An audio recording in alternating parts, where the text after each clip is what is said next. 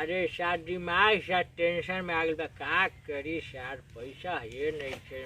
प्रणाम चाचा। प्रणाम बड़ा टेंशन में लागत रहा आजकल हो। अरे सार जनले सार कोरोना काल में सार मोर मोर ड्यूटी करनी सार अभी ले पैसा ना मिलल। कौन कंपनी में काम करेलो? अरे साला सूर्या कंपनी में। ओमे कौन काम होला हो? अरे ओमे जनले हमर का ड्यूटी रहला। का ड्यूटी होला? अरे हई पूरा दुनिया देखत रही अंजोरा। अच्छा हाँ देखा तनी। देखत रही हाँ कि हमारे बारल ह हमरा कंपनी में एगो बॉल बा। तो तू केगन बार देले बड़ा एकरा के? सार ऊपर हमरे नु ड्यूटी बा शिवचुआ जा जे टिपनी भक दे अंजोर हो जाला। बा तू फेंकता रह। रे फेंके के ना हमरा कंपनी के बॉल देख अभी बरल बा कि ना? बरल बात लेकिन तू थोड़ी बोल रहे बड़ा।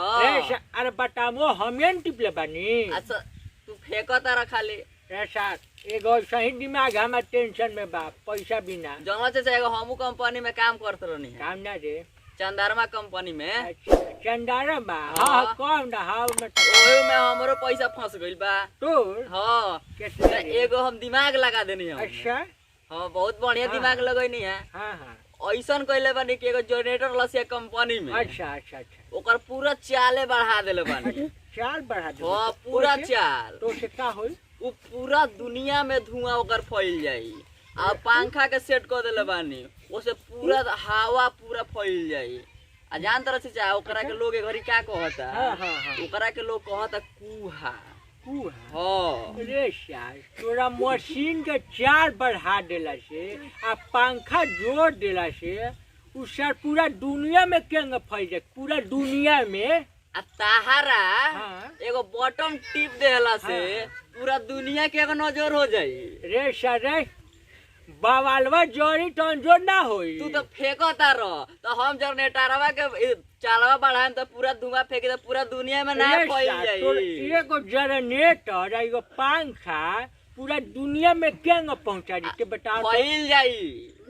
रे सार हमारे से तो पटर करता रे सार तो फेंकता जनरेटर रह। सार हम फेंकता नहीं सार रे सार भेटा जेबे नु सार बोरा बना दे बोरा अभी ते का जनल है बोरा बना दे सार हमारे से पटर मिलाता सार मैंने दुनिया का पूरा हम ही अंजोर करे नी जब टीपी ले तो अंजोर हो जाला टीपी ले अन्हार हो जाला। सार हमारा से बरियारी बतियावता सार भेटो रे सार भेटो तो मार ना तू डनी नु सार ते पकड़ा जो ना सार हुआ से रिगावत रे सार मैंने हमें तो अपने दिमाग टेंशन में बारे सार। नमस्कार भाई लोगिन हमनी के कॉमेडी वीडियो कैसन लागल कमेंट में बताई लोगी और लाइक करी लो और चैनल के सब्सक्राइब कर लो। चैनल के नाम बाटे सौरव सम्राट यादव ऑफिशियल और जाइन नया नया वीडियो देखे खातिर हमारे चैनल के सब्सक्राइब करी और बेल आइकन दबावल ना भूली। तो हमारा आज के सहयोगी बड़का घंटिया वो करे के धीरे से दाब देम लो। हमारा आज के सहयोगी बाड़न संदीप शर्मा और कैमरा मैन आज बाड़न अनिल कुमार। तो रउआ सबके वीडियो कैसन लागल तो रउआ सबे वीडियो देखी और कमेंट बॉक्स में कमेंट बताई।